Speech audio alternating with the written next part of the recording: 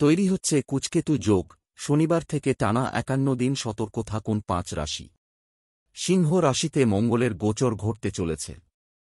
যুদ্ধ, বীরত্ব এবং উগ্র প্রকৃতির গ্রহ মঙ্গল ৭ জুন ২০২৫ রাত ২:১ সূর্যের রাশি সিংহ রাশিতে প্রবেশ করবে। শক্তির গ্রহ সূর্যের রাশিতে মঙ্গলের হিংস্রতা আরও বৃদ্ধি পাবে, কারণ কেতু ইতিমধ্যেই সিংহ রাশিতে উপস্থিত।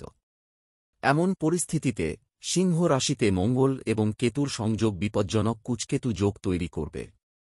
মঙ্গল ২৮ জুলাই ২০২৫ পর্যন্ত সিংহ রাশিতে থাকবে, তাই এই ৫১ দিনে মেষ রাশি সহ ৫টি রাশির জাতকদের খুব সতর্ক থাকতে হবে। এই সময় তাদের ধৈর্য এবং বিচক্ষণতার পরীক্ষা দিতে হবে। আপনি বারবার রেগে যাবেন, তবে আপনার উস্কানিতে পা দেওয়া বা বিভ্রান্ত হওয়া উচিত নয়, অন্যথায় আপনার বিশাল ক্ষতি হতে পারে। এমন পরিস্থিতিতে আসুন বিস্তারিতভাবে জেনে নিই কোন ৫টি রাশির জন্য মঙ্গলের গোচর চ্যালেঞ্জিং সময় নিয়ে আসছে।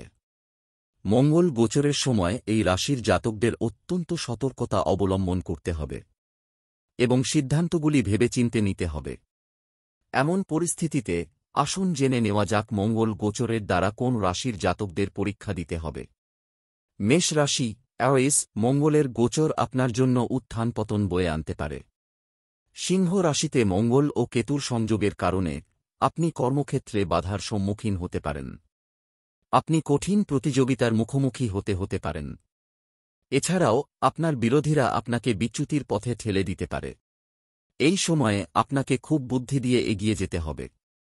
এর পাশাপাশি আপনাকে রাগ বা কঠোর শব্দ ব্যবহার এড়াতে হবে। মন অশান্ত হতে পারে। পরিবারে ভুল বোঝাবুঝি হতে পারে। যোগাযোগ এবং স্বচ্ছতা বজায় রাখা ভালো হবে।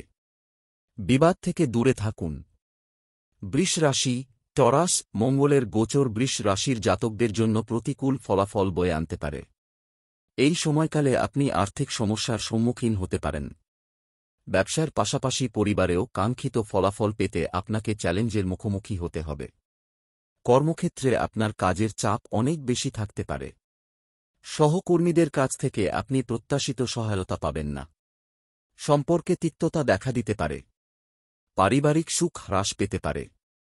মনে রাখবেন, এই সময় জমি, সম্পত্তি এবং যানবাহন সম্পর্কিত বিরোধ তৈরি করবেন না। মায়ের স্বাস্থ্যের বিশেষ যত্ন নিন। অ্যাডভার্টাইজমেন্ট। সিংহ রাশি। লেও, সিংহ রাশিতে মঙ্গলের গোচর ঘটতে চলেছে। মঙ্গল এই রাশিতে ইতিমধ্যেই উপস্থিত কেতুর সঙ্গে সংযোগ করবে। কেতুর প্রভাবে আপনাকে সমস্যার সম্মুখীন হতে হবে।